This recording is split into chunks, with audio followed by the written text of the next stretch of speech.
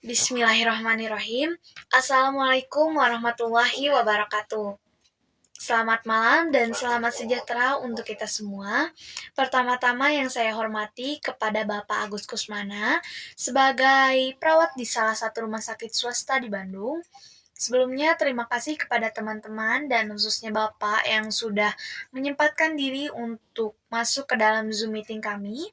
Puji syukur kita haturkan kepada Allah Subhanahu wa Ta'ala, dan tak lupa sholawat serta salam selalu tercurahkan kepada Nabi Muhammad Shallallahu Alaihi Wasallam. Kami dari kelompok 5 hepatitis 2 izin untuk memperkenalkan diri.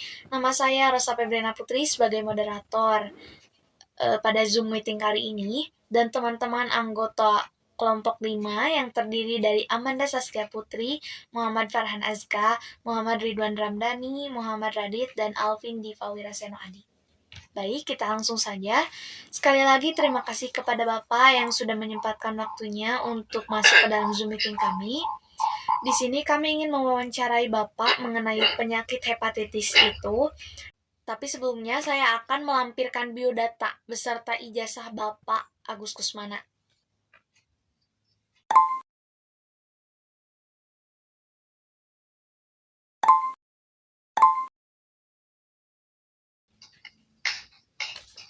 Nah, sekarang tiba waktunya kami akan memberikan pertanyaan kepada Bapak.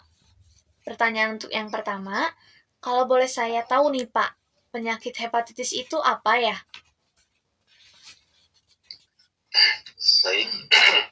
Bismillahirrahmanirrahim. Assalamualaikum warahmatullahi wabarakatuh. Waalaikumsalam warahmatullahi Sebelum wabarakatuh. Bapak menjawab pertanyaan, di sini Bapak akan menerangkan dulu sedikit tentang organ yang hubungannya dengan penyakit yang hepatitis ini, di mana organ yang terkena yaitu hati, dan hati sendiri merupakan bagian yang terpenting dalam sistem pencernaan, metabolisme tubuh, dan fungsinya banyak sekali. Fungsi hati itu ada bermacam-macam.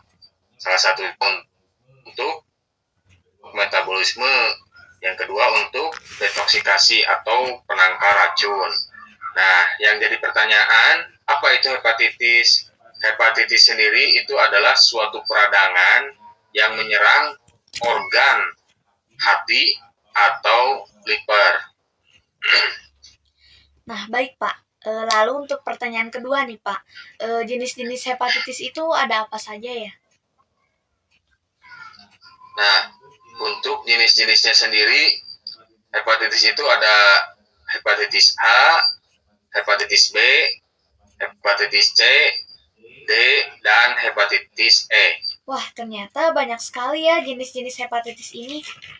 Nah, Pak, kira-kira bagaimana nih cara penyebaran hepatitis itu? Penyebaran sendiri itu tergantung dari tipenya. Seperti salah satu contoh hepatitis A, itu hampir sama dengan hepatitis E, yaitu terkontaminasi melalui tinja orang yang mempunyai penyakit hepatitis, di mana si tinja ini melalui udara atau melalui lalat hingga ke makanan, dan makanan itu yang dimakan oleh kita sendiri, kita kan nggak tahu. Kedua, hepatitis B hampir sama dengan hepatitis D, yaitu melalui kontak darah. Salah satunya transfusi darah, alat-alat medis, terus jarum suntik. Nah, mungkin seperti itu penyebarannya. Nah, lalu apa sih Pak penyebab penyakit hepatitis itu? Nah, penyebab penyakit hepatitis salah satunya diantaranya yaitu oleh virus. Kedua, autoimun. Autoimun ini di mana seseorang yang mempunyai penyakit yang daya tahan tubuhnya rendah, jadi gampang terserang oleh virus. Ketiga, karena penggunaan obat-obat yang tidak sesuai aturan atau minum obat-obat yang sesuai semaunya sendiri. Terus ketiga, Orang yang peminum-minum atau alkohol itu bisa merusak fungsi hatinya sendiri, dan akhirnya fungsi hati rusak, terkenalah apa yang dinamakan oleh infeksi atau hepatitis. Baik. Kalau untuk gejalanya itu gimana, Pak? Gejala orang yang terkena hepatitis itu banyak sekali. Salah satunya yaitu gejala awal, di mana merasa badan lemas, terus ada demam, mual, bahkan disertai dengan muntah, terus sakit perut, terutama di perut daerah yang kanan. Nah, gejala yang paling khas sendiri yaitu lama-lama akan kelihatan, si kulit akan kelihatan berwarna kuning, sampai daerah mata itu warnanya bukan putih lagi, kuning. Mungkin itu secara gambarannya gejala umumnya. Begitu ya, Pak. Nah, kira-kira siapa nih, Pak, yang paling rentan sekali terkena hepatitis itu? Untuk yang paling rentan terkena hepatitis, biasanya semua golongan umur, terutama yang sistem autoimunnya rendah. Tapi yang sering terjadi yaitu pada anak-anak yang usia 0 sampai 5 tahun, terutama anak-anak yang mulai belajar merangkak atau jalan, di mana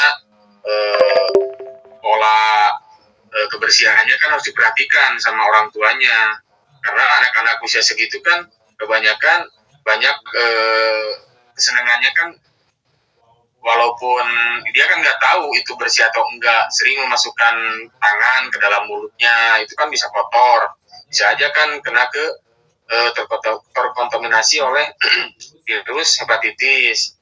Jadi yang sering terjadi usia 0 sampai 5 tahun, tapi tidak menutup kemungkinan untuk usia dewasa juga. Kira-kira apa Bapak pernah menangani pasien yang terkena hepatitis itu? Saya pernah menangani pasien dengan penyakit hepatitis. Salah satunya itu penyakit hepatitis A, dan penyakit yang dia pernah terkontaminasi penyakit hepatitis B, tapi pengobatannya tidak benar, itu tidak tuntas, sampai menimbulkan gejala komplikasi yang istilah namanya sirosis hepatis. Untuk yang pasien yang hepatitis A, alhamdulillah bisa sembuh. Si pasien dia menuruti perintah istirahat cukup, pola makan teratur, terus minum obat secara teratur. Nah, yang kedua, pasien yang tadi yang kedua yang dia punya riwayat pasien hepatitis B, tapi karena pola makannya tidak teratur, terus pola aktivitas juga tidak benar, obat tidak teratur, tidak diminum, sampai menimbulkan komplikasi yang lebih berat, yang namanya sirosis hepatis, sampai gejalanya yang lebih parah lagi, sampai menimbulkan sesak. Akhirnya pasien yang itu yang nggak ketolong sih. Sampai ada yang meninggal ya, Pak? Iya, meninggal, soalnya lebih parahnya pasti arahnya ke sana. Kira-kira berapa lama, Pak, hepatitis itu bisa sembuh? Nah, untuk proses penyembuhan sendiri, kalau yang cepat seperti yang hepatitis yang ringan, yang A, itu kan akut ya, bisa sembuh kurang lebih ya nggak sampai 6 bulan, asal kayak tadi minum obat teratur, terus pola makan cukup, istirahat cukup, dan hindari hal-hal yang mengakibatkan gangguan fungsi hati, bisa cepat. Ada juga yang lama, seperti yang penyakit yang kronis, yang kayak tadi, yang sirosis itu kadang itu nggak bisa disembuhkan juga sih kalau udah fungsi hatinya udah sirosis atau udah keras kayak gitu. Jadi si hati udah nggak berfungsi. Paling pengobatannya ya sesuai gejalanya. Kalau misalkan ada demam ya kasih obat demam. Kalau misalkan ada nyeri kasih obat nyeri. Itu juga dilihat dulu, tergantung dari pemberiannya, tergantung dari obat-obat yang menghindari jangan sampai mengganggu fungsi hepar atau hati. Lumayan lama banget ya sembuhnya.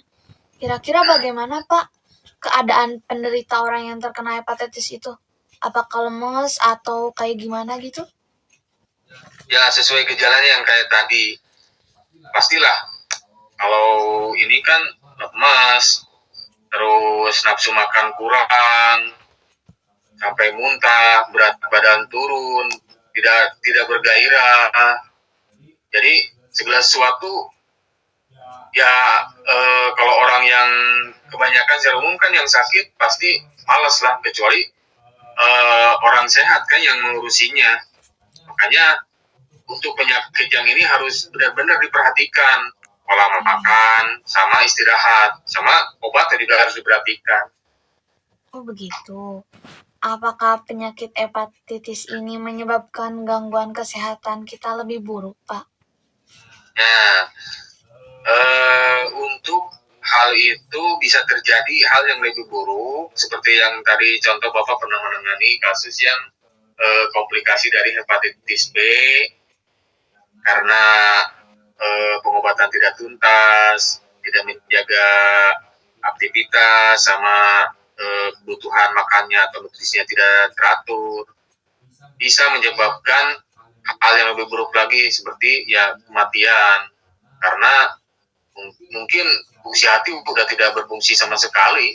Soalnya kalau hati udah tidak berfungsi sama sekali, jadi segala sesuatu penangkal racun atau metabolisme pencernaan, sistem tubuh itu ya nggak bisa diapa-apain lagi. Masalahnya hati itu kan nggak bisa dibetulin atau nggak bisa didonorin. Kalau hati nggak bisa, pasti ujung-ujungnya ya menyebabkan kematian. Ngeri ya Pak. Kira-kira apa aja nih Pak makanan sama minuman yang harus dihindarinya kalau terkena hepatitis itu? Nah, makanan dan minuman yang mencegah jangan sampai terkena hepatitis. Satu, makanan yang tinggi protein atau lemak, itu harus jangan terlalu berlebihan. Terus kedua, minuman beralkohol, nah itu harus dihindari tuh, minuman beralkohol. Soalnya nanti ujung-ujungnya kan orang yang peminum alkohol atau yang pemabuk pasti akan lama-lama fungsi hati akan rusak. Terus hindari penggunaan obat-obat, apalagi obat-obat yang terlarang ya. Terus obat-obat yang biasa juga kan, soalnya kan kalau obat itu kan kebanyakan si obat itu kan, si racun obat itu perlu hasil sampahnya itu pasti dibuang di ginjal, kalau nggak di ginjal di hati. Makanya kalau mau minum obat atau sakit itu harus sesuai anjuran orang-orang yang tahu, tim kesehatan. Jadi jangan sampai kita makan obat semaunya. Kalau ingin sembuh makan harusnya untuk 1 kali makan ini diminum untuk 10 kali makan ini diminum sekaligus. Istirahat cukup. Jadi kalau istirahat harus tepat waktu, jangan sering begadang. Terus kebersihan diri jaga, cuci tangan baik sebelum melakukan aktivitas atau sesudah melakukan aktivitas, pakai masker, terus hindari penggunaan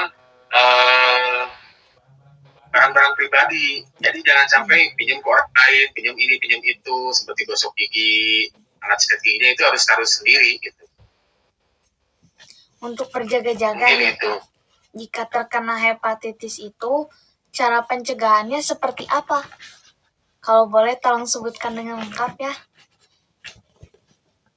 Nah, untuk pencegahannya, sekarang kan udah emang dari ada programnya sejak kecil itu kan ada imunisasi vaksin hepatitis. Itu pasti anaknya itu udah diprogramin sama bidan atau dokter anak atau tim kesehatan yang lain. Kemudian tidak berganti-ganti atau pinjam alat pribadi yang tadi Bapak omongin, sikat gigi, kayak gitu, handuk. Terus hindari kontak, terutama dengan orang-orang yang terkena penyakit hepatitis. Jadi kita harus tahu Kalau misalkan kita udah kontak orang yang sakit sama penyakit hepatitis, cuci tangan, terus menjaga kebersihan lingkungan, istirahat juga harus cukup. Terus yang paling penting, kalau kita mau melakukan sesuatu atau sudah melakukan sesuatu, cuci tangan. Ya cuci tangan kan pakai sabun di tempat air yang mengalir yang bagusnya. Baik Pak, penjelasan yang sudah Bapak kasih ini sangat jelas dan mudah sekali untuk saya pahami dan teman-teman pahami. Kami rasa hanya itu yang ingin kami tanyakan. Terima kasih berkat bantuan Bapak telah memberikan informasi yang sangat berharga yang mungkin tidak dapat kami peroleh dari sumber lainnya. Nah, jadi kesimpulan dari saya itu, hepatitis itu kan merupakan penyakit yang menyerang pada hati atau liver yang memiliki jenis seperti yang sudah Bapak sebutkan tadi, ada hepatitis A, hepatitis B, C, D, E, dan lain sebagainya. Nah, kondisi ini disebabkan oleh berbagai hal, contohnya seperti yang sudah Bapak sebutkan tadi, seperti pola makan tidak benar, istirahat tidak cukup, dan penggunaan obat-obatan yang tidak sesuai dengan kebutuhan. Nah, segitu saja kesimpulan dari saya. Semoga bermanfaat bagi kita semuanya. Wassalamualaikum warahmatullahi wabarakatuh. Waalaikumsalam warahmatullahi wabarakatuh.